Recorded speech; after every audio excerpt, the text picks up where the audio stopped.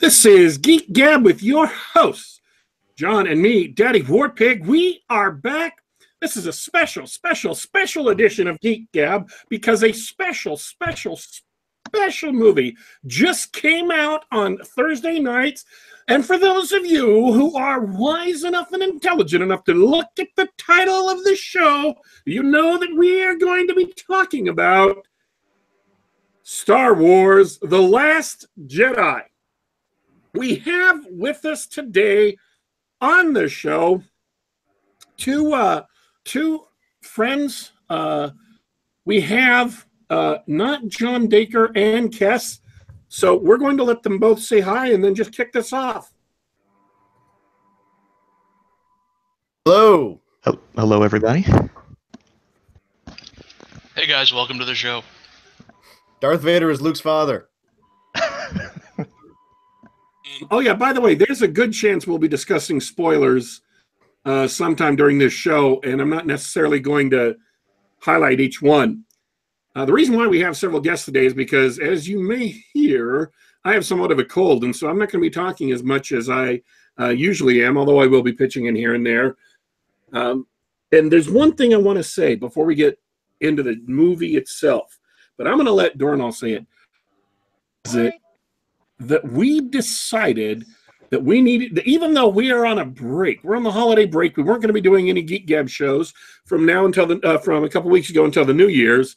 Why is it that we decided that we had to do a show today? Because we are smart individuals who knew that this was maybe not going to be a great movie or not in our wheelhouse. And as soon as the spoilers came out and we got a glimpse of just how bad it was, we had to see it. And as soon as we saw it, we had to gab about it. It's that good, guys. Well, I don't know if I would say that good. I'm just happy they made a sequel to the holiday special. Dude, you've been waiting to bust that joke out. How long? Oh yeah, all week. Yeah, you wrote that junk on Monday. You're like in your notebook, you're like, oh, that's gonna be awesome. Can't wait to podcast and whip this out. This is gonna slay at all my holiday parties. I want to say this. My opinion about the movie can be expressed really simply, which is The Force Awakens or the prequels were bad Star Wars movies, and this is a bad not Star Wars movie. That is to say, this is not a Star Wars movie, and it's awful. Where do we start, though? The title crawls are normally very well written and very tight. Even in the prequels, even in The Force Awakens, you understood a lot from the title crawls when they were very well written. The title crawls to this movie, I remember noticing there are 3 paragraphs. Each paragraph is the one sentence, if I remember correctly, and every single one of them had major errors in it. In fact, I am tempted to bust out Luke Skywalker's line, which is, you know, everything in that sentence is wrong, but it wasn't quite everything, just mostly everything. So let's start there. This movie is so incompetently written. It was Rian Johnson directed this movie. He also wrote it. This movie was so incompetently written that they couldn't even get through the title scroll without screwing up the English language. I'll be honest, I'm not sure how anybody who didn't read the spoilers ahead of time understood what was going on. The only reason I understood what was happening at the beginning of the film was because I knew the general plot ahead of time. Did you guys see it without spoilers, or did you see it cold? I saw a few spoilers ahead of time. I was fully spoiled, and yeah, they met every expectation. I did not. I might have seen one spoiler, but that's basically it. And I can't even remember what it was. So, well, can we get the good thing out of the way? The film opens up with a, exciting space battle, and until it slows to a crawl at the end with the bombers, I've actually really enjoyed the opening space battle. I thought it was fun. That was well choreographed, yeah. The guy who was captain of the Dreadnought did a great job, the actor. Yeah, it was a shame. It was a shame that he got blowed up, and we were stuck with Hux for a whole nother movie. Here's the reason why I say it's not Star Wars. Is because in the very first scene of the very first movie, there was a great space battle, but before the great space battle, there was a clunky, awkward, stupid, and pointless comedy section that was based solely on modern American English. Okay. Specifically, the concept of hold, the hold button, yada, yada, yada. That joke worked fine in Galaxy Quest because Galaxy Quest was a comedy. It was a lighthearted comedic movie. The joke does not work in Star Wars. Star Wars has, ideally, as the first three movies did, the real Star Wars. Star Wars Empire Strikes Back, Return of the Jedi had an epic feel to them, a grand and glorious feel, the feel of a legendary struggle against an evil galactic empire, and stupid jokes that go on about 10 times as long as they would need to be funny do not have a place in Star Wars. It was just dumb. It made the rebels look stupid. It made the Empire or the successors to the Empire look stupid and incompetent. And were it not for the general who was in charge of the dreadnought, it would not have been an epic space battle. It would have been a slap fight eating kids on the recess playground. It was just dumb and obnoxious.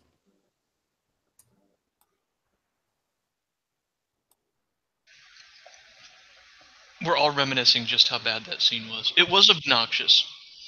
The what's his name? Poe, right? The pilot who. Why was he even a character? Why was he even a character? I don't understand.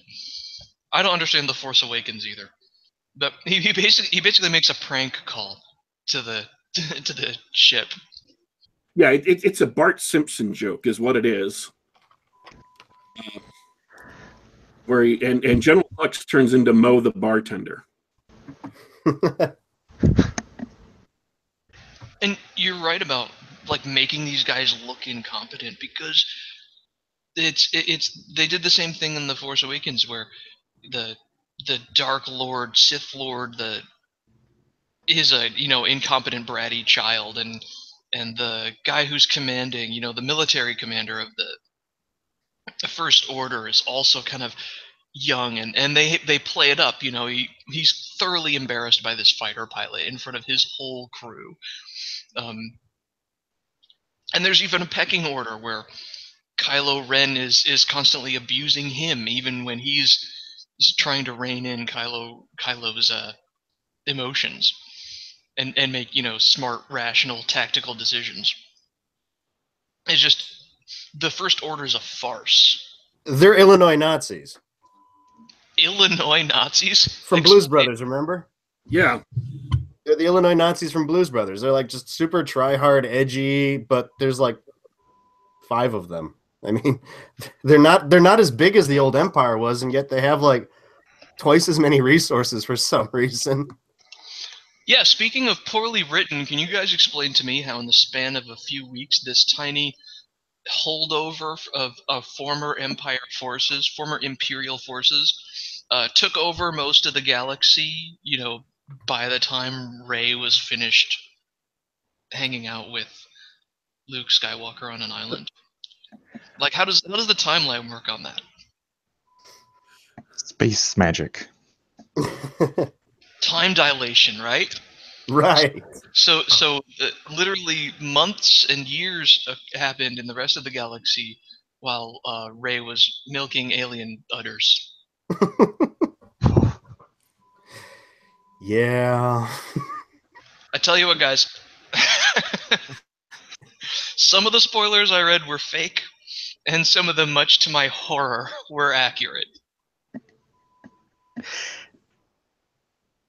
Yeah. I mean, can we start saying them? I mean, is that okay? I full spoiler. Anybody listening to us is screw it. Okay, this might sound a little disrespectful, but I can't believe General Organa survived the entire movie when they had the perfect opportunity to, let her character go. Carrie Fisher's no longer with us. I don't know what they're going to do in episode 9. Yeah, she can't really be a part of it. I was thinking the same thing. I heard that she had filmed stuff for episode 9, but I mean, I don't know. I mean, after she died, I don't know how you write her into it in a meaningful way at this point. I want to read Kaiju Bushi's tweet on the.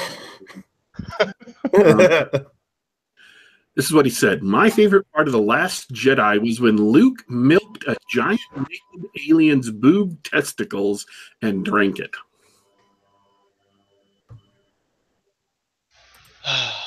Five stars. There we go. Wow. Spoiler alert, that's not a joke. That's a thing. Yeah, that really actually happens. Oh, and it's worse. It's worse, and you can actually see a clip of it. Oh yeah. And it's worse than it sounds. The director, and I'm going to spoil this because if you're listening to this, you're gonna watch it just to hate watch it. The director even says, Luke, now I want you to just swig some of that milk and let it dribble onto your big, hermit beard and mug for the camera. Just yes, that picture's now in your mind. It's the truth. But it's green milk this time. It's not blue, so it's totally different.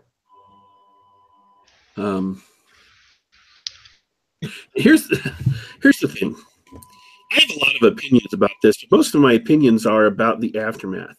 The good friend of ours, Jim, who has not seen the movie yet, I don't think, Jim Fear, was getting really, really angry at what the movie had done to Star Wars and what the movie was doing. And I want to explain what it's been doing in just a sec, but I'm not angry about the movie because it's I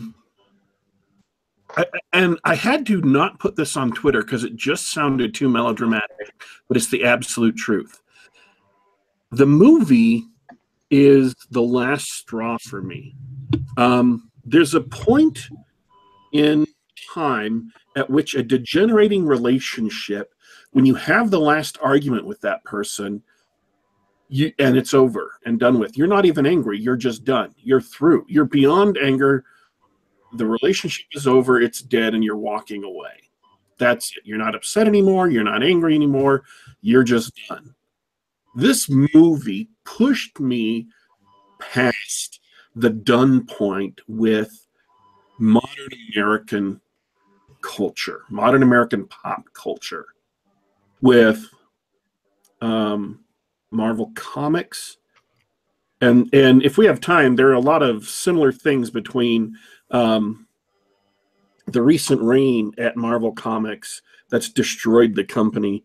Not Marvel movies, not Marvel Entertainment, but Marvel Comics, specifically the paper publishing arm.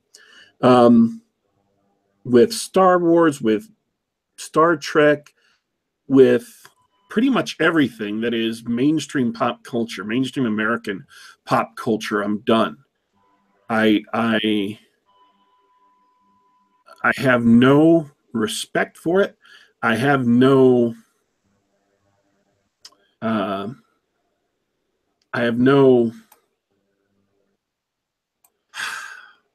phrase I'm trying to think of is no sentiment for it. I just don't care anymore. It's crap. It's garbage. It's being deliberately ruined by people. This Rian Johnson, who came in to do Star Wars, The Last Jedi, has specifically set out and succeeded at deconstructing, undermining, and destroying Star Wars. That was his apparent goal.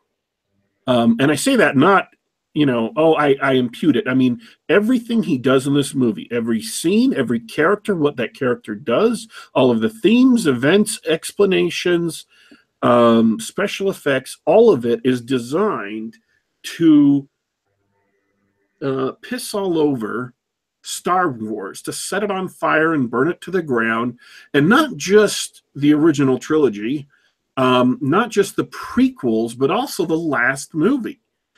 He wants to burn all of it down. and by and large succeeds. And this is the person who now has his own trilogy of Star Wars movies. After Episode 9, which is the next movie, which is being made again by J.J. Abrams, who made The Force Awakens, Rian Johnson, who made this movie, has his own entire Star Wars trilogy. 3 movies from this same guy. You're right. I think it's deliberate.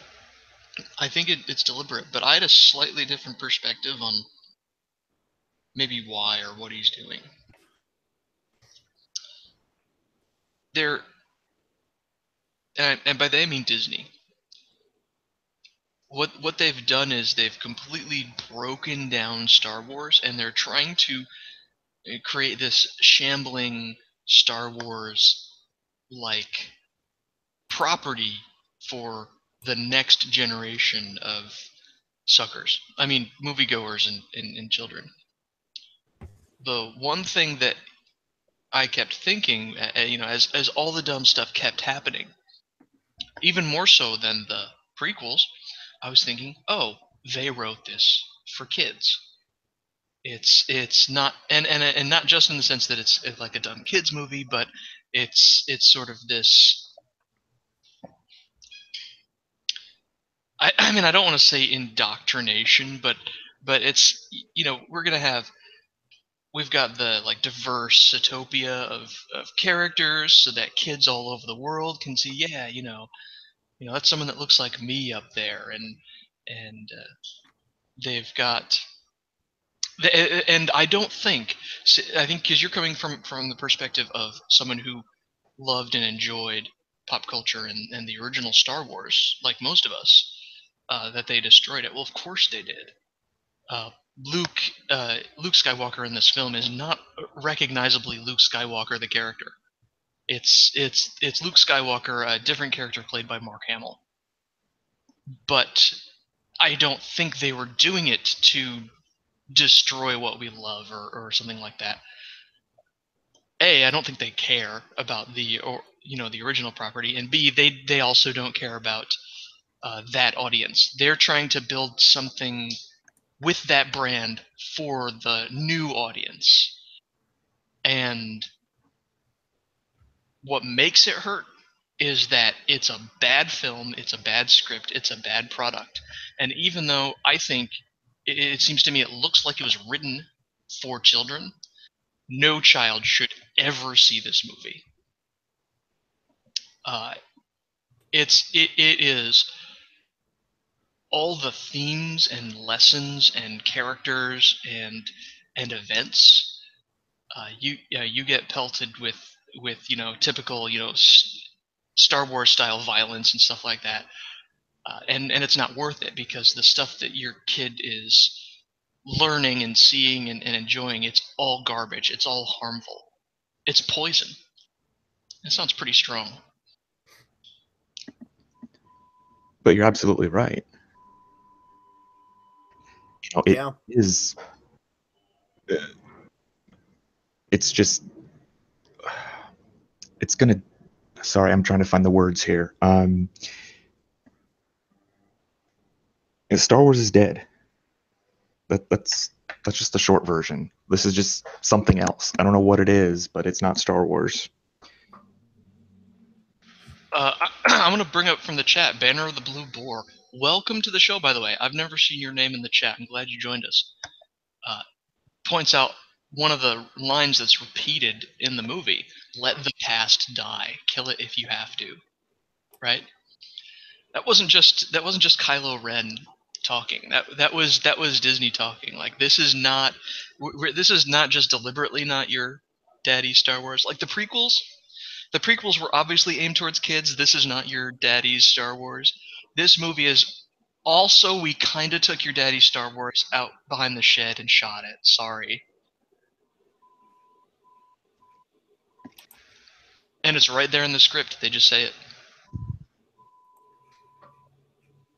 But at the same time, though, it seemed like for a moment they were going to go away from the whole like Jedi versus Sith, conflict, and maybe there would be something new rising from the ashes of the Jedi Order and the Sith. I thought there was going to be some sort of, middle, like third way, some sort of like gray Jedi thing going on with Rey and Kylo. Like he'd make her darker and he'd make her, or she'd make him lighter. Something different. And they didn't. They teased it and then didn't do it. It was pure fan service, wasn't it? Yeah. They had this wonderful fan service moment where Kylo Ren and Rey face off against Snoke. There's another spoiler. Snoke doesn't make it out alive. And so they have that wonderful, and it's all fan service. And they followed up with a poorly choreographed fight where they spend a scene fighting together instead of against each other. That's all it was. I'll disagree with you, because this movie wasn't made by Disney. They produced it. That is, they fronted the money for it.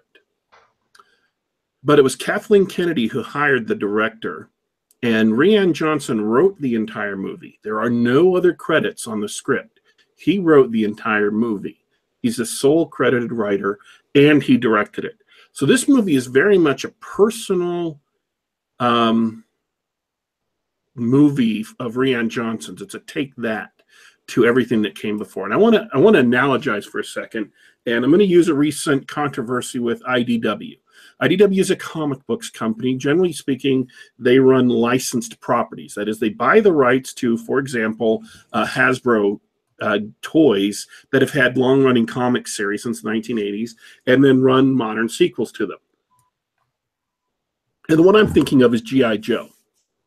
So they have G.I. Joe, a real American hero, whose audience buys around 5,000 copies a month of G.I. Joe. It's not a ton of sales, at very, very low sales, but it's enough to make IDW a profit off of the sales of G.I. Joe.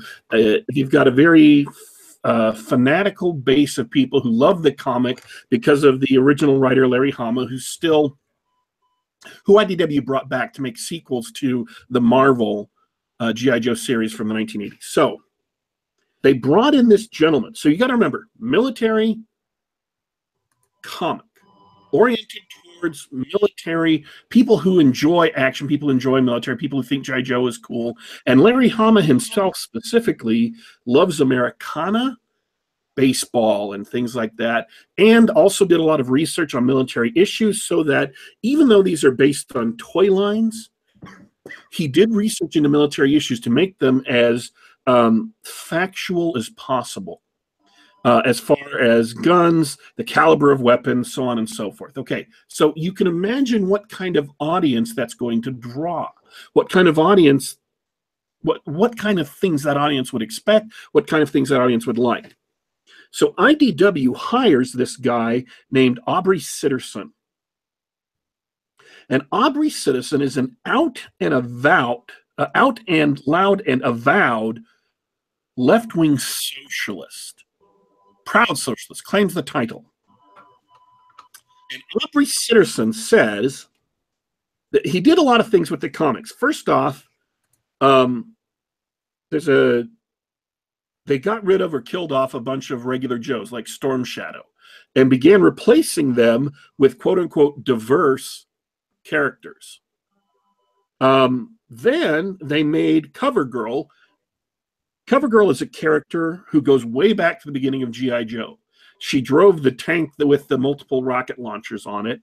And she is, according to her bio on the toy and in the comic, a literal supermodel who decided to quit supermodeling and join the military.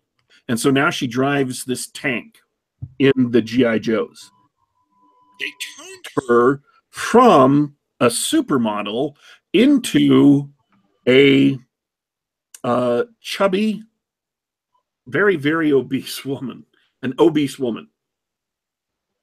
So they turned they turned Snake Eyes, who is the Joe who dresses completely in black. They turned Snake Eyes into a Hispanic woman.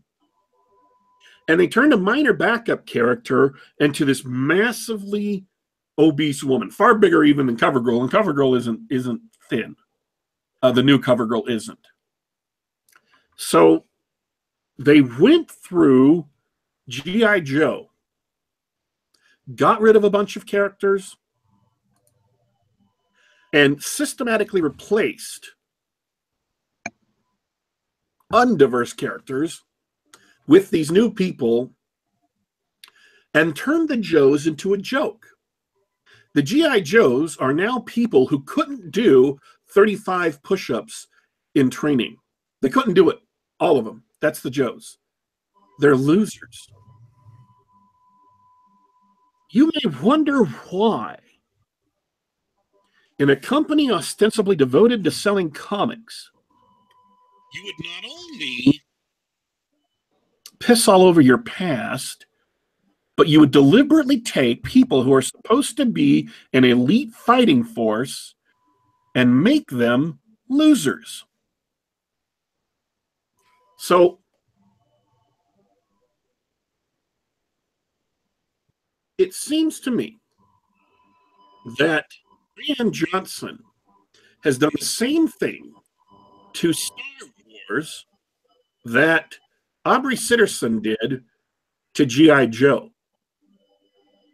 Aubrey Sitterson, by the way, finally got kicked off of his Joe title because he said on 9/11 this year that anyone who wasn't in New York on 9/11 is not allowed to mourn 9/11 because you're a poser, you're a faker. So if you lived any place else in the country but Lower Manhattan, you are not allowed to say, remember 9/11 or to say how bad you felt about it or anything because you're a poser, you're a faker, and you should shut the hell up. So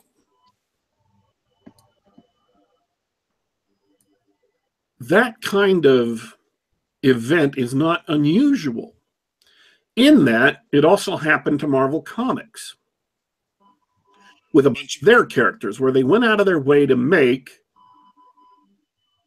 long-running established characters into colossal losers and to, in effect, destroy the commercial appeal of the property. So, yeah, I think this is deliberate because it fits a pattern of behavior we've seen over the last 2 to 3 years in many, many other places. So that's a great point that Rian Johnson might be, deliberately sabotaging Star Wars. A couple things bother me though. How did Disney greenlight it then? It's not like Disney couldn't have come in and said, "Wow, this is bad," or "This isn't going to work." The last movie, I'm talking about The Force Awakens. They put in a female lead who got to be a Mary Sue and kick everyone's ass. In Rogue One, they put in a female lead who got to be pretty much mostly better than everyone else. In Battlefront 2, they made a female lead. And that's the video game by EA, but it was overseen by Disney. And in The Last Jedi, they have, I think if I counted correctly, 3 or 4 female leads. There was Rey, Rose, Leia, and purple hair.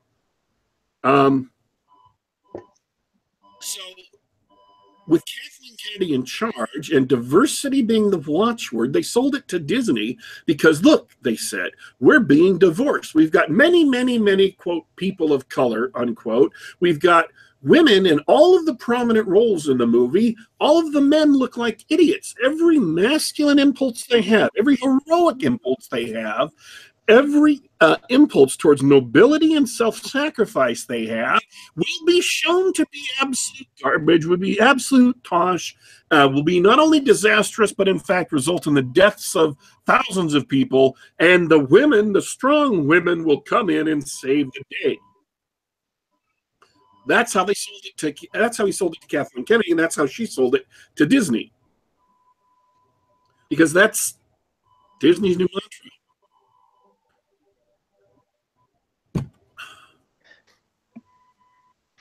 Well, let's talk about that that whole dynamic between the characters, because I think the whole story of Poe, the hotshot fighter pilot, illustrates what you're talking about. And it's one of the things that bothered me throughout the whole movie. And one of the things one of the things that made me chiefly think, wow, I wouldn't take my kids to see this. This is actually bad stuff Yeah. for them to learn. Well, Poe is the closest thing to an actual Star Wars character in this movie. He's the only one who has like a heroic impulse. He's the only one who's trying to stop the First Order. He's the only one who's trying to take initiative and everything. And he literally gets slapped down at one point. Yeah, so go ahead. What happens with Poe throughout the whole film? Okay, so Poe starts off being like, "Hey, brash pilot, and I'm gonna distract the First Order so that we can get away," and all that sort of stuff. And then all of a sudden, a big dreadnought shows up, and so he kind of like distracts it and everything, and takes out all of its gun emplacements with a single fighter. Which, okay, that's poor planning on the First Order's part. And then Leia orders him to pull back. The dreadnought's about to destroy the base on the ground and everything. And Poe's like, no, this is, if we can take this out now, that's actually a valid military target and everything. And it will severely hurt the First Order, blah, blah, blah. So he goes against orders. The attack succeeds, but the Starfighter Squadron gets hit pretty hard. All the bombers are gone. But, I mean, it's not like 3 starfighters coming back from the Death Star at Yavin. I mean, he's actually got a better success ratio than that mission. And then Leia slaps him, demotes him. And then every time that he tries to do something, it's always like, oh no, it's the wrong thing, or his X-Wing gets blown up in the hangar as they're trying to scramble to defend themselves, over and over and over. When he even mutinies to try and salvage the situation after Admiral Laura Dern basically tries to confine him to quarters and stuff like that to keep him out of the bridge after not telling him a single thing about any of her plans. And, it's all heroic. You think, like, okay, it's great. He's got a plan. He's going to send Finn out and do stuff, and they're going to – and actual heroic stuff will happen, and it could be an exciting payoff and everything. And then – no, Finn fails because that's all Finn ever does in these movies. And then, like, the mutiny is taken out, and Poe is stun blasted by Leia into, like, oh, God, it's so bad. All the heroics, like you were pointing out, the heroics weren't just not rewarded. All the heroics made everything worse. Heroism is actively punished in this movie. Every single time. Oh, it's just the worst part was from I want to talk really quick about the Admiral lesbian grandma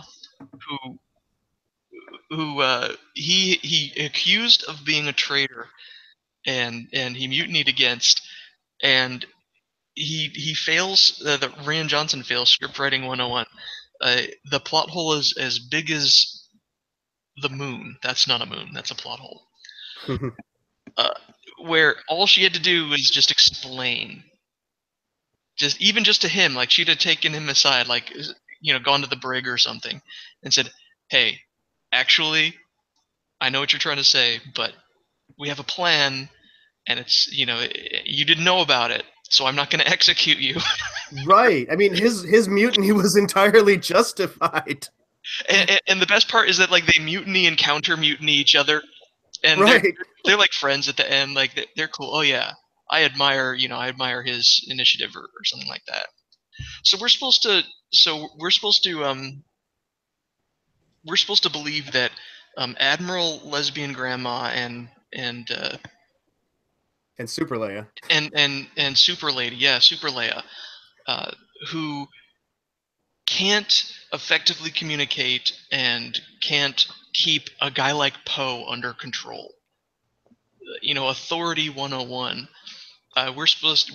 We expect that they're supposed to lead these rebels, and even at the end, Admiral Purple Purple Hair Grandma, does the heroic thing. She makes the heroic sacrifice. And that's the only heroic sacrifice that has any positive impact. Right. Yeah. And they do the same thing with Finn, where Finn in what almost amounts to character growth stops being a coward and is about to make the ultimate sacrifice, and he gets, he's denied. That actually would, I mean, that Finn's potential sacrifice could have salvaged this entire movie. Yeah, and the whole thing is that his whole character is that he's a coward. Right. And so the time he finally okay, I'm done running. I'm going to die for something, I'm done running. I'm going to, sacrifice my life for something bigger than myself. That would have been powerful. Like, people would be talking about that for years. That would be the Luke, I am your father moment of this movie. It's like, yeah, okay. I mean, you wouldn't have Boyega in the next movie and everything, and I know he's contracted and all that stuff, but I mean, that would have been emotionally powerful to audiences. People would react to that with shock and then favorably as time goes on. Yeah. Powerful emotions weren't allowed, though. Go ahead. I mean, it was so noble. I'd been watching the movie with pretty much disgust the whole time. And, then he's doing it. He's going to go into the mini Death Star cannon, whatever that's called, to stop it, like in Independence Day when what's his face flew up the alien ship. Independence Day was a stupid movie, but that scene was meaningful, at least to me. Right. Sacrificing himself for humanity and all that. And then, Rose comes out of nowhere, hits his speeder thing, and they didn't even have the decency for her to say, "Oh, Poe, you don't understand Finn, you don't understand the canon. It wouldn't have worked. Your sacrifice wouldn't have worked, in that way." At least that would have made us think, "Oh, okay, so Rose did a smart thing." Right. It wasn't about doing the smart thing. It was about that you're doing it wrong. You have to listen. Once again, listen to the women. Like Bradford Walker in chat points out, everything done by men fails in this movie. Only women are allowed to succeed, which is pretty true. But that was the message. The message wasn't, "Oh, hey, this is a thing that makes sense in the plot." It's, "No, Finn, you're doing it wrong. Poe, you're going about it the wrong way." Heroics and taking action and self-sacrifice. Note that these are all masculine traits. They called it the battering ram cannon. That got one of the biggest laughs in the theater, by the way, as soon as they said that. I mean, I'm used to the expanded universe of Star Wars, so I don't even bat an eye at stupid names for things. A battering ram cannon. Yep. Here's something else, though, I thought was awesome. They managed to land a couple of big transports full of people, and they're chock full of people. There's tons of people, and yet they shove every single one of those people aboard the Millennium Falcon. How the hell does that work? Well, are you sure? I thought the people that you saw at the end in that fighting, that 24, maybe 50 people. Well, that's a lot, but that was it. They were really down to just a few men at the end. Yeah, but the Millennium Falcon can't hold 24 people. They just can't. It's just too tiny. I'm pointing out that this director didn't bother to think anything through. He just had things he wanted to have happen, and that's how they happened. Yeah, good point.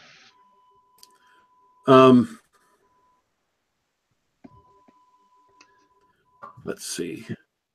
Yeah, thanks for going over the Poe thing. That really bothered me the whole time. That it would have been great if they had put together something heroic at the end, and nothing. And that's what was missing from the original Star Wars. There was an evil, or at least a task. The princess needed to be rescued, and so on and so forth. Roll your eyes at those cliches all you want, but in the end, when they identified what the problem was, they took action and took risks and it paid off. You know, that was the adventure, the Right. heroics, and that's always been a part of Star Wars, and that is the thing that bothered me most. We haven't talked about Luke yet. You know, destroying Luke as a character was bad.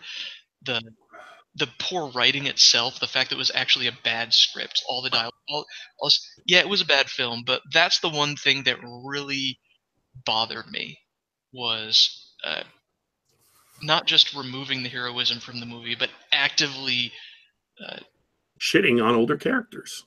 Yeah. Actively shitting on heroism as a concept. I want to read this. This is from Vox Day's blog that I saw reposted. In the extended universe, Luke marries a 9 of 10 redhead, has kids, restarts and reforms the Jedi Order successfully, fights alongside his friends in cool battles, and becomes the most powerful Jedi Grandmaster who ever lived. In The Last Jedi, Luke thinks about murdering his young nephew, fails to build anything, abandons his friends, doesn't marry, and dies a virgin in bitter isolation. Yeah. It's not even Luke Skywalker. It's totally unrecognizable. I mean, Hamill, I thought, did a pretty good performance, but yeah, it wasn't Luke Skywalker. I mean, all they had to do to salvage, this, because when I first saw his first actions in this movie, I thought he was doing the Yoda thing, where when you first see Yoda, he's being kind of weird and quirky. Mm-hmm. So I thought he was just, doing what his teacher did to the student. But then I realized he was kind of serious about it.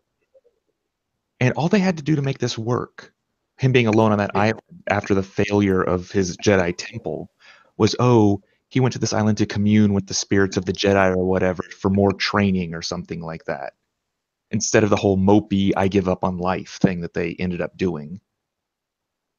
I mean, it's just I want to read some reactions to the movie, but before I do that, I want to give everybody else a chance to... were there any more egregious parts of the movie or its themes or what went on that you want to talk about? I don't understand the question. Is there anything else you want to talk about before we change the subject? Sorry, I will say this. Go ahead. Go ahead. Well, I was going to say I'm confused because I wanted to talk a little bit about Luke, but... Go for it. Well, I guess echoing a lot of the things that you were saying, it was terrible that Luke acted the way that he did. Honestly, I wasn't terribly impressed with Mark Hamill's performance. I did want to say that, but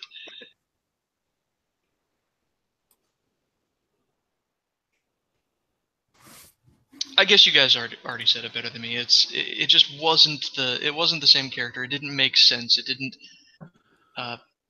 didn't give Rey any training. Even Yoda shows up for a terrible cameo to say, "Oh, she doesn't actually need training," which was really weird. Oh, that was Speaking so bad. of literally putting things into the movie, they put the phrase "leave the past behind, let it go" in a character's mouth, and in Yoda's mouth, they put in the action of deliberately burning down the last Jedi temple in the entire galaxy and saying, "It's all right, let it go." And since when can Force ghosts actually affect the real world?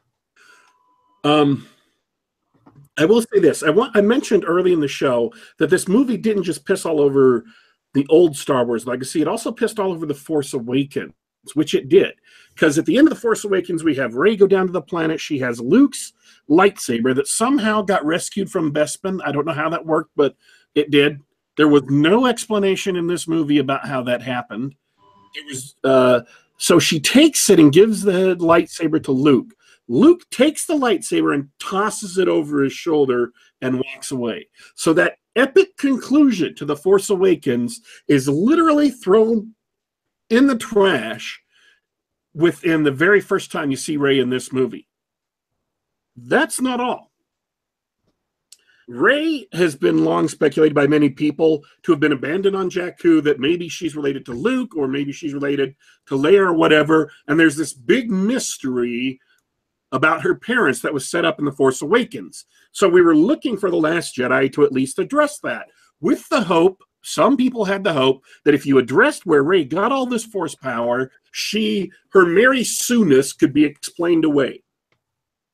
Well, I want to say to those people, tough luck, this movie will not save you, because it's revealed that despite her having fantabulous power in the Force, power that's greater than Ben Solo, the power that is almost greater than the heir to the Skywalker line, and all the Skywalkers have had super Force abilities going way back, and Leia gets her own super Force abilities in this movie.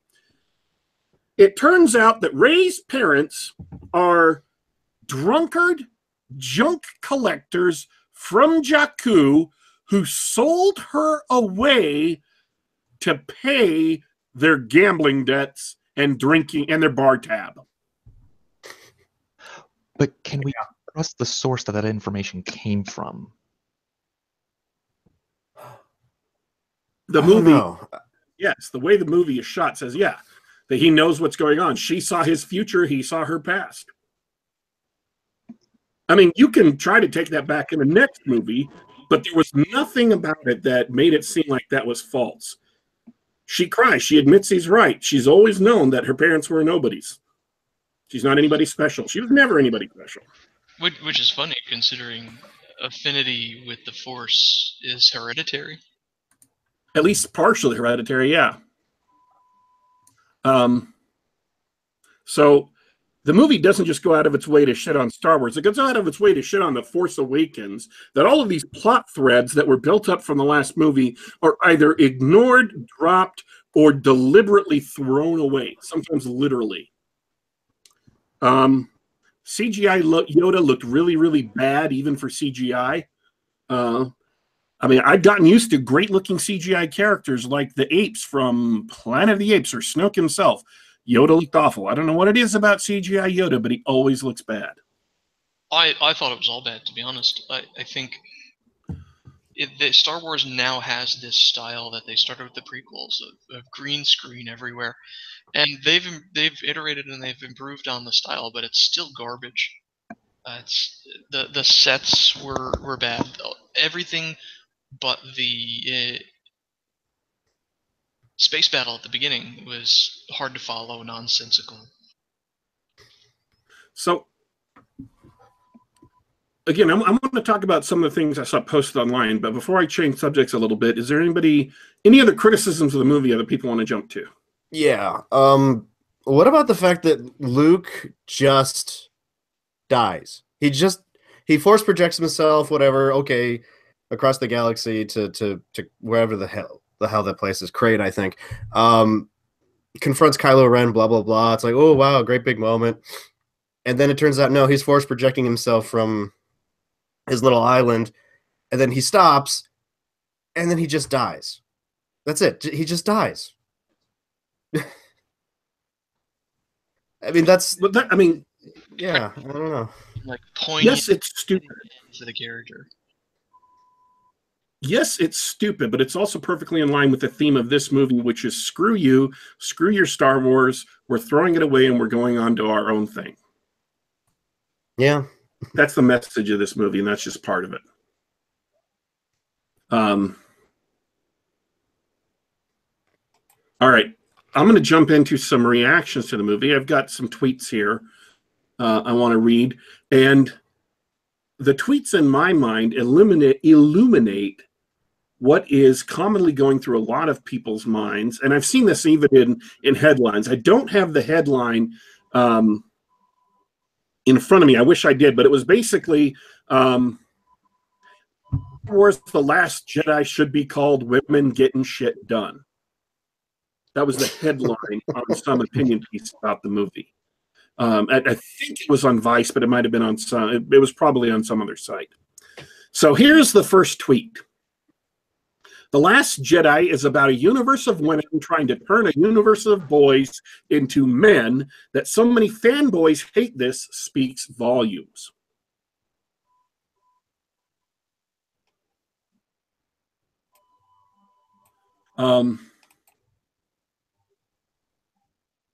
That is, Once again, you've stunned us all. Yeah. but nobody's really surprised, I think. Oh, I don't know how to do this. I'm going to forget this if I don't say this. Talking about, Bradford Walker said something in the chat. He's given a quote. His explanation of the motives for people behind this movie: "We are taking what is yours, destroying what you love about it, and you can't stop us." Just the very fact that they can take Star Wars and make it into their own and destroy what people loved about Star Wars is sufficient. It doesn't have to be good. It doesn't have to do anything. As long as it notionally advances the narrative, then they're okay, because it's deliberately meant as a thumb in the eye of everyone who used to love Star Wars, of everything Star Wars stood for. And that was the same motivation behind Aubrey Sitterson's tenure on G.I. Joe. And you can see in the responses I'm reading that the general attitude towards this movie by the people who are rabidly for it is take that.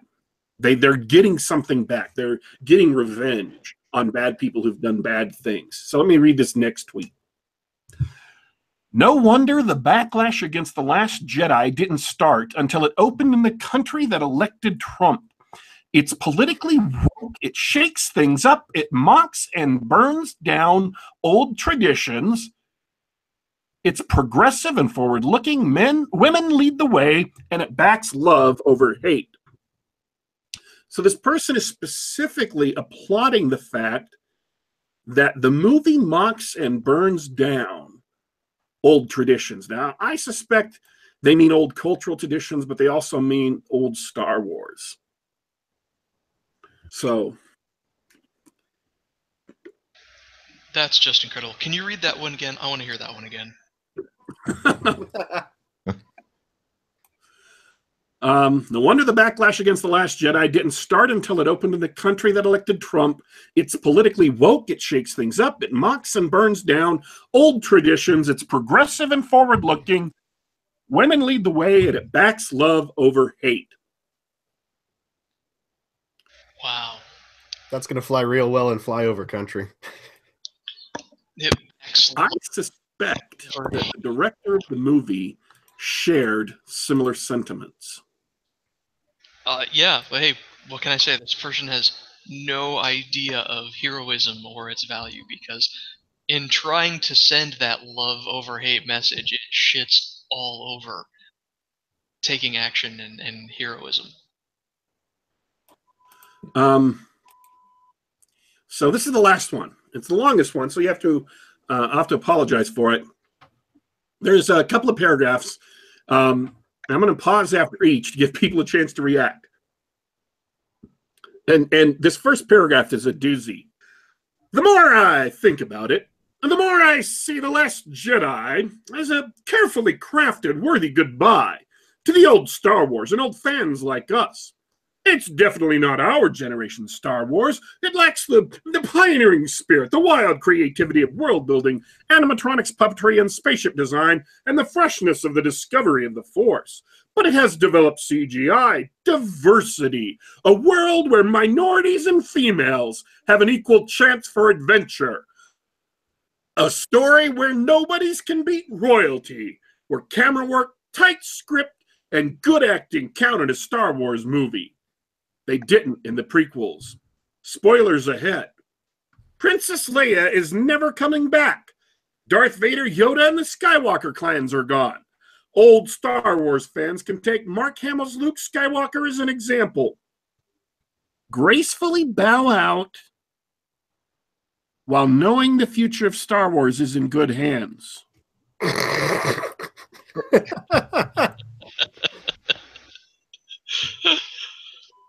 What's that line that Luke says a couple of times? Like every sentence of that is wrong. Something. Yeah. Yeah. Every word in that sentence is wrong. Wow. Yeah, but basically the fundamental message of that post is, go away, Star Wars fans, you're not wanted. Well, he said that paragraph is all the things that we said at the beginning of the show, only pretending that that's a good thing. Yeah. I want to mention the diversity thing that he pointed out, because it's good eye rolling, but I don't think it's as bad as most people think. Other than the annoying chubby Vietnamese technician, which was sort of a weird character anyway. When they had like the slave children on the casino planet and everything like that, that makes sense. Like if I'm rebooting for, if I'm rebooting for children these days, and there's going to be like a group of kids, yeah, I'll play the diversity game, right? Kids all over the world, they're going to see that, like, yeah, I can be in Star Wars too, and that's what a lot of the film felt like, especially with the casting. Was a lot of the characters were put in so that people can go, yeah, I can be Star Wars too. In fact, in the opening battle, one of the first guy to get blown up is like this fat neckbeard guy. He looks like a comic book shop guy who won a contest to be in a Star Wars movie, and so he got to get blown up at the beginning of the film. That's what I got. That's what I got out of that. The whole trying to put a mirror up to everybody and say, you can be in Star Wars too. Did anybody else get that feeling? Yeah, and okay, I want to be careful how I say this. I'm okay with non-white, non-men in movies as characters. Okay, I'm going to say that up front. But I think with a lot of diversity stuff, it helps cover up bad writing, because because if you have two white guys on screen, you have to differentiate between them somehow. And how do you do that? You make them different characters. You give them different personalities. So that way, when you're watching, you know who is who. But with this push for diversity, all you got to do is throw up someone of a different skin color or sex, and now, oh, that's the woman, that's the black guy, that's the Vietnamese person. And you can have terrible writing with bad characterization because you can visually easily distinguish who's who. So that's just my 2 cents.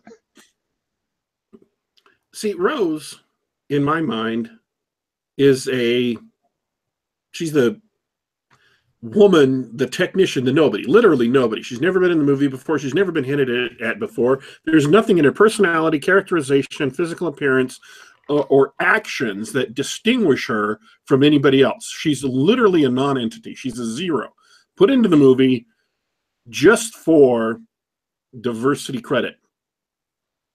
She is the Star Wars equivalent of Salvo, and Salvo is a new G.I. Joe character, or a new reimagining of an old G.I. Joe character, who is basically, she is a tall, obese woman who ever. Didn't you? I'm sorry? Didn't we talk about Salvo earlier? We talked about Salvo earlier. I'm mentioning her again because that's what Rose is. She is Star Wars' Salvo. So that's why I suspect this all was deliberate, because it follows the exact same plot or the exact same actions as has been done in many other cases in comic books and other places. That's an interesting parallel.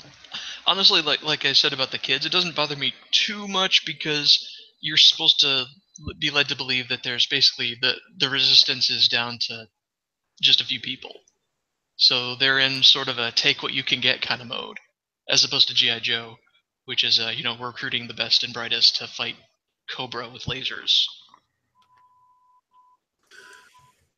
But from the writing perspective, you're right. It's the same action. I wonder how.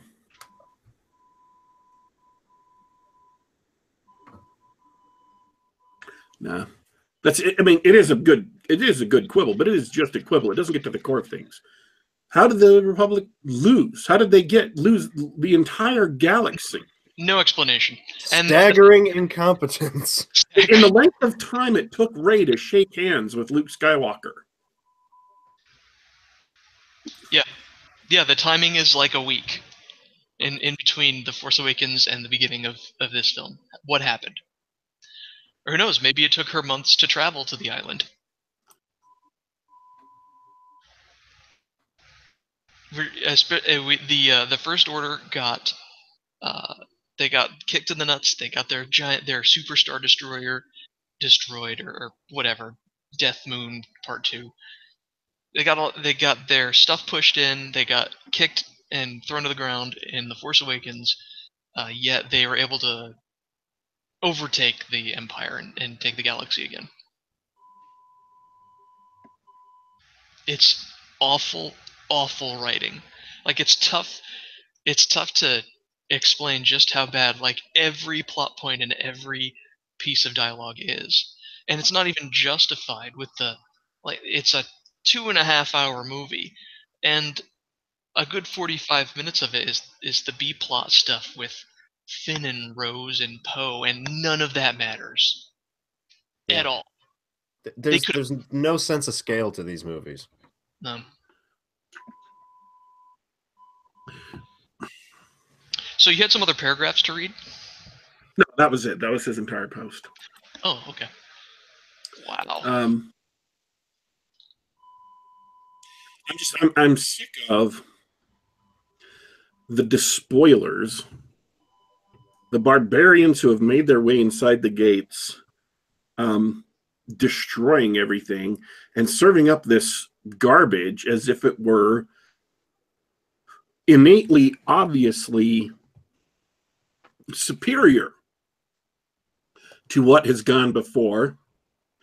And if you don't like it, then you're racist, homophobic, transphobic, misogynistic, on and on and on and on and on. You are evil. You are a white supremacist. You're a Nazi if you don't like these movies. And by making it political, by making their support of the movie political, they've made anyone who disagrees with the movie, despite the fact that there's, as we have illustrated, reams of artistic reasons why this movie is garbage, they've made it into a political statement. Criticize the movie, and you are opposing politics. If you support the right politics, then you will support this movie. And I haven't seen this from the studio.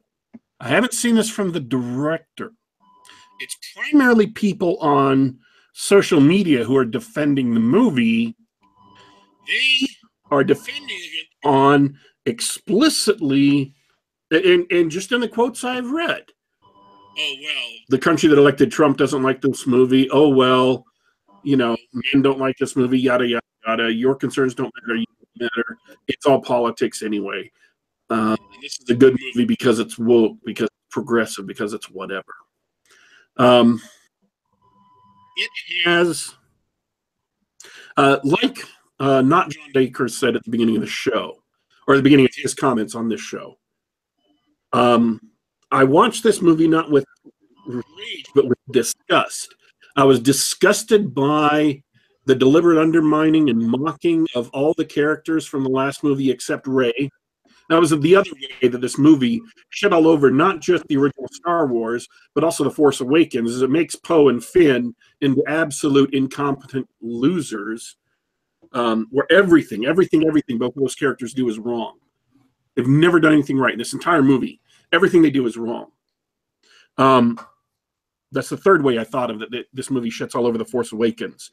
But starting with that stupid whole joke, and there are many other dumb jokes throughout the rest of the movie.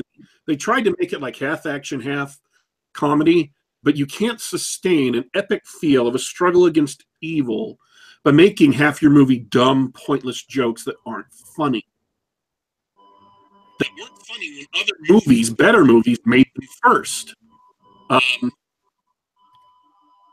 It is, so I too was disgusted from the very beginning of the movie. I was bored, and I just kept on hoping that the movie would end. It was long, it was painful, it was boring, and I did not enjoy watching this. And my disgust with this movie has kind of collided with my disgust with the majority of modern American culture that has been captured by these same barbarians and has cemented my determination to build something apart from modern American culture, to build, I guess, a counterculture where values such as masculinity, heroism, and virtue, and struggle, self-sacrifice, and so on and so forth can be recognized and regarded and applauded for the virtues they are.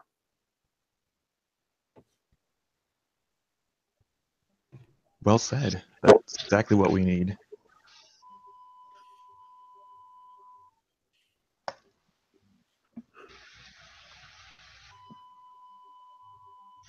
We've gone over an hour. Not John Dacre. You haven't gotten a lot to say in the show. Was there anything you wanted to say? I mean, a lot of what was said, I agree wholeheartedly with. The more I think about it, like one thing when we talk about Poe, I think Poe killed more Resistance people than the First Order did in this movie. Like if Poe and Finn, if we find out in Episode 9 that they were secret First Order infiltrators, I think that would make this movie actually make sense. In destroying it from within. No, but actually, I do have a question. Was there anything that we liked in this movie? I think we mentioned all the stuff we at least all the stuff I liked at the beginning. Like there were little tiny bits here and there. I actually kind of like Benicio del Toro in this, just because he felt like a giant piss take out of the entire thing. Yeah, I'll never complain about a Benicio del Toro cameo. I mean, he's like a good scum and villainy character if you're running a Star Wars RPG. Like, that's good inspiration. That's, yeah. I like Oscar Isaac. He's got charisma. Yeah, he does. And I'm surprised it hasn't come up yet, and I may be the only one who's going to defend this, but the Porgs. I love Porgs. I'm just going to say it. I thought they were going to be a lot more annoying than they were. That's as far as it goes. Also, I thought that they would taste like guinea pig, but they're obviously birds, so I think they taste like chicken. Don't eat the Porgs. They're too cute. But Chewie was eating it. Chewie's cool. Yeah, right. Chewie knows what's up.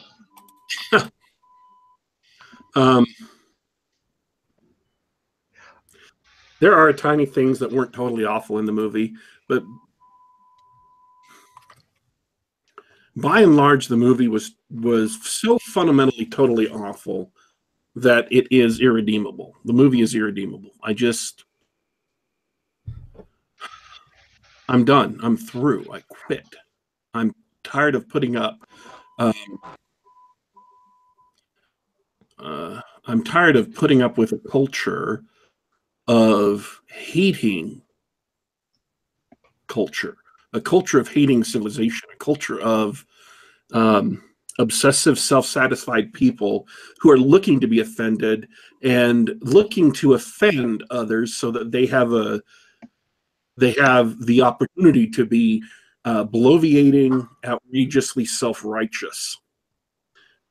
They want these movies. One of the reasons why they spit in the faces of the audience is because they want to piss people off. They want to make people angry. They want to offend people. They want to give you the middle finger so that you will react and they can feel all self-righteous and march up and down on the internet and declare how woke they are.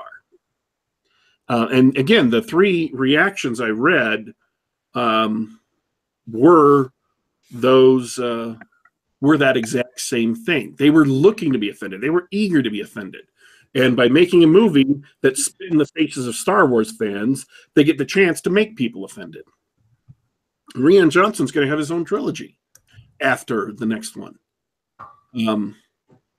So I believe it's the Han Solo movie next year, and I believe the year after that is Episode 9, whatever that ends up being called. After that, we'll have another interstitial movie. I think that's going to be Obi-Wan. Obi-Wan? Okay. And then after that, Rian Johnson will get his own trilogy. So you can just imagine how long this will go into the future.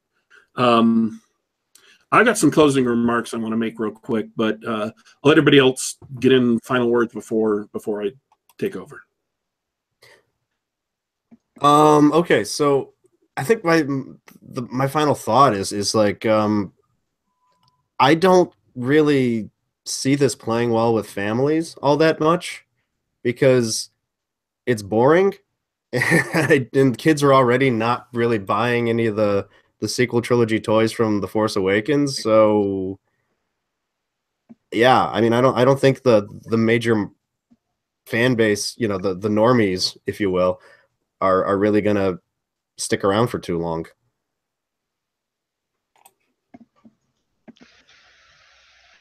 Not John Dacre. Your last word. Yeah, I guess I know it's been said before, but I mean, this. I know that this Rian Johnson guy is going to have an additional trilogy, but I don't know if Episode 9 doesn't turn things around. I don't know if there'll be enough money for another trilogy. I mean, this is just, I went opening night, and the theater was close to full, but not fully full. Which, come on, opening night for a Star Wars movie. I live in a major city. I live in Dallas. I'm not, in the middle of nowhere. With not many people. Like, I'm in Dallas, in the city, and my theater was not full on opening night for a Star Wars movie. I think that should say something. Yeah. I went at 4:30 in the afternoon, and my showing was just about empty on Friday night. Wow. Well, here's my summary. The Last Jedi fails the Star Wars franchise by destroying the thematic elements and the characters that made the original series and even the prequels enjoyable. It also deliberately damages. Part of that is the culture and traditions that have been deliberately torn down, as Daddy Warpig was explaining earlier. But for me, the thing that really bothers me is that it fails as a film. The writing is poor. The dialogue is bad or clunky. Unnecessary exposition, even for a children's movie. They added new characters while failing to enhance the existing characters or use the existing characters for those roles. And as I mentioned earlier, there's a whole subplot that's totally useless. The camera work and the editing is also, I'm going to say, workmanship. Most of the movie is done competently, but the parts that are bad highlights the fact that this is not what a AAA Hollywood Disney professional movie should be. The part that stands out to me the most, the failure that stands out to me the most in the editing and camera work department, are the conversations between Rey and Kylo Ren, which happen across millions of light years in the galaxy. And it's not really clear what's going on. They don't make it clear. What does Rey see? What does she feel? They make it clear that they hear each other, but that's all. Very confusing. I think the soundtrack is the same thing. It's often you don't notice it, and then there's a bunch of really bad parts that come in. The Leia's theme coming in as she does the super, the super Leia.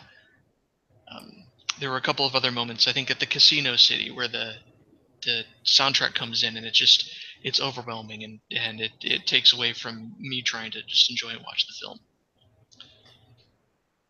It's not bad like The Room was bad, but it was a poorly executed film done by people who should have been able to do a great film.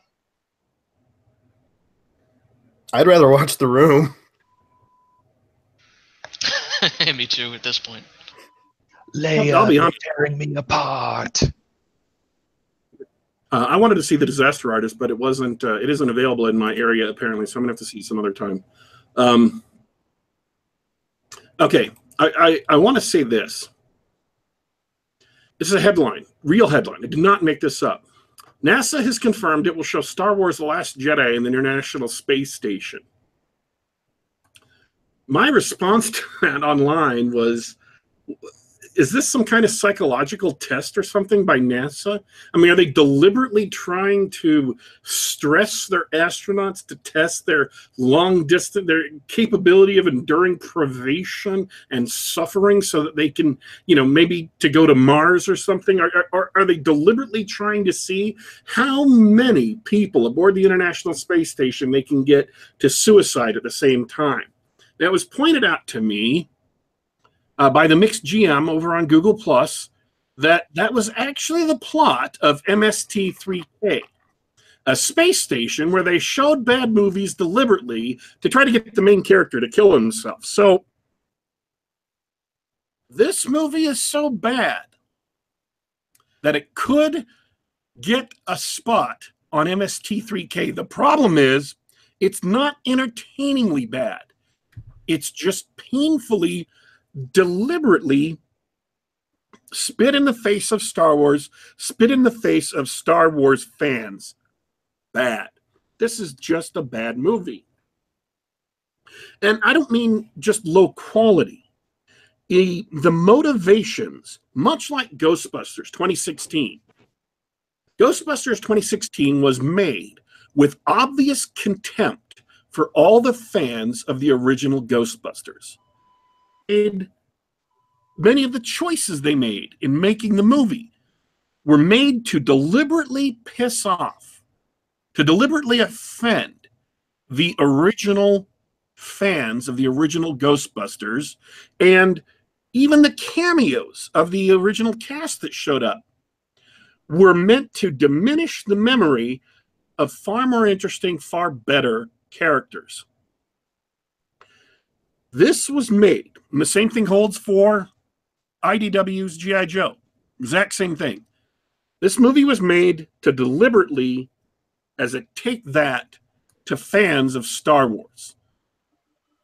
And all the people who are supporting this because it's woke, because it's progressive, are saying, you who liked Star Wars are no longer wanted. We're going to be forming our own fandom. We've taken Star Wars. It is, as Diversity in Comics pointed out, critical infrastructure or important locations. That's what you hit in war. And G.I. Joe, Ghostbusters, and now Star Wars are one of those critical infrastructures and important locations that you take. And they don't want to give it up because they're enjoying putting their thumb in the eyes of fans. I think it is clear to me, and I'm kind of repeating myself, and I apologize, but I really, really, really want to make this point. The high points,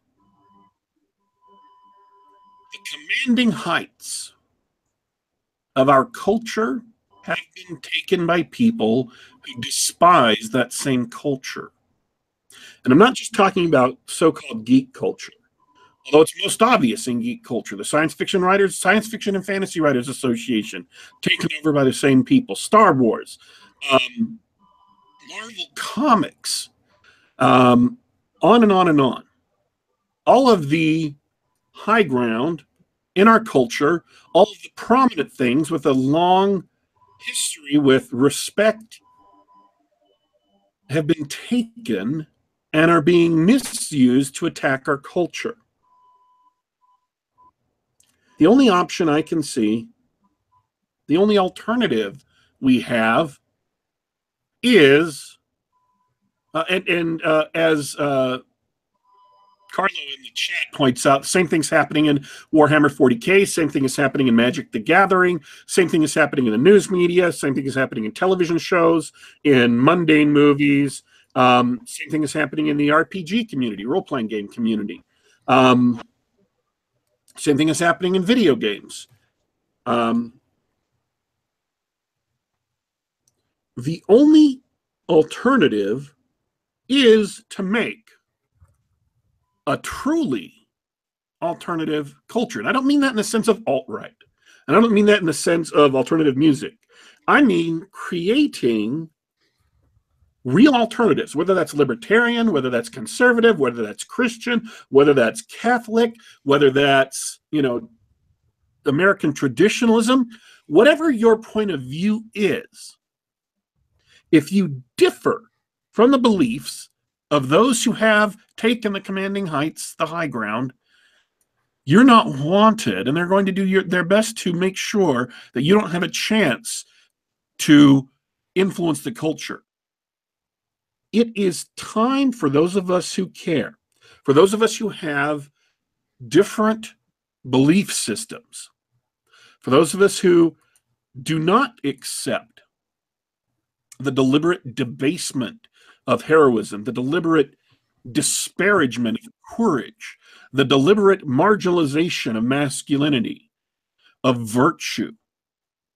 The only opportunity we will have to make culture that respects those values is to make it ourselves.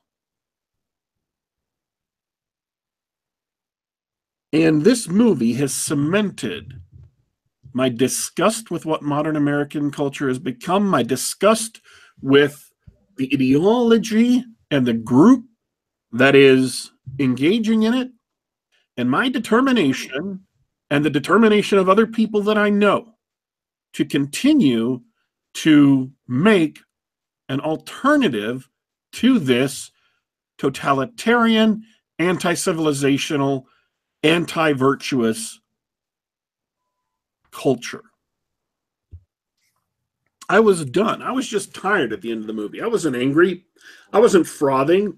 I didn't jump on Twitter and start ranting about it because I'm done. There's nothing to rant about. This movie is so obviously what it is to me that I got quiet, I turned inside, and I went back to work on my own stuff, which as of yet has not seen the light of day. I hope it will sometime soon. I have no commitment to that, but I do promise people listening that when I say things like this, it isn't just me telling you to get up off your butt and do something.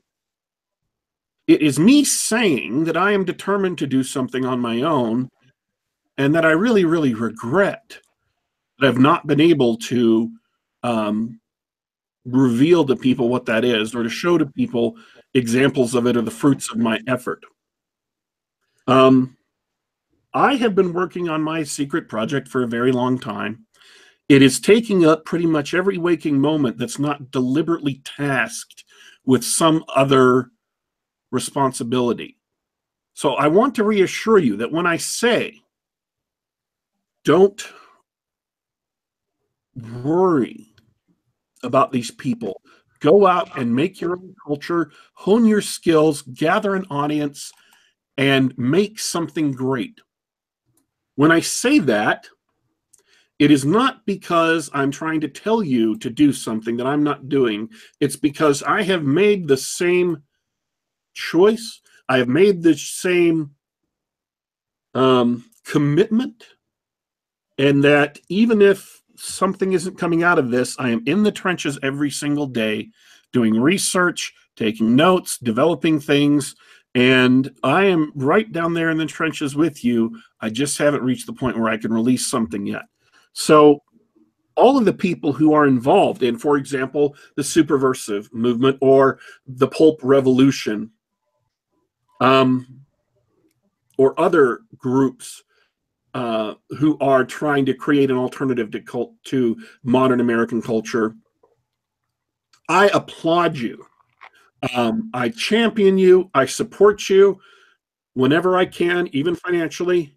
And I sincerely hope and wish for the best, because I don't think, it's just my opinion, and I don't mean to be defeatist, I don't think we're going to see mainstream American culture be retaken. I don't think we're going to see mainstream American culture be saved. I don't think we're going to be able to save Star Wars. But that doesn't mean we can't make our own stuff. And it doesn't mean we can't make something that is good and great, that reaches an audience and provides those with the desire to read something different, provides them positive, meaningful, touching, inspiring, enthralling, exhilarating stories. And I truly wish all of you who are doing that, who are working on creating an alternative to mainstream culture, I wish you the best. I'm with you in this struggle. And this movie has, not that I went into it with any great doubts, but this movie has cemented my utter rejection of mainstream modern American culture, what it has been made into, and my own drive and desire to build something of my own that can be better. The biggest failure of this movie is a complete failure of storytelling. Not the politics, not the special effects, not even the plot holes. It's a failure to tell a compelling or moving story. And I think that audience members deserve great stories, and I'm going to do my level best to make some. So, thanks for everyone for tuning in. This is a really long show. I expected it would be a long show. That's why I invited so many people on and wanted to do a big full stream. We did have some other people that couldn't come on because of timing and couldn't come on because of technical issues. They didn't have a headset or mic, but I appreciate all of the people who agreed to come on, even if you couldn't make it. And I appreciate, obviously, everyone who tuned in and everyone who is currently in the chat. I appreciate all of you for tuning into this very special holiday edition of Geek Gab. Once again, we're going to be off the air, at least as far as the plans right now, we're going to be off the air until after New Year's. You can find us online at youtube.com/geekgab. Go ahead and double secret subscribe so you can get the announcements of when this show goes live, so you can come in and join in the chat. We're also available on SoundCloud. We're available on the Google Play Store, and we're available on the iTunes Store. Come and subscribe to us, download us to your favorite iDevice, and you can enjoy this show as our millions of screaming fans have already done. Thank you for tuning in, folks. We are signing off for today, but don't you worry, don't you fret. We will be back.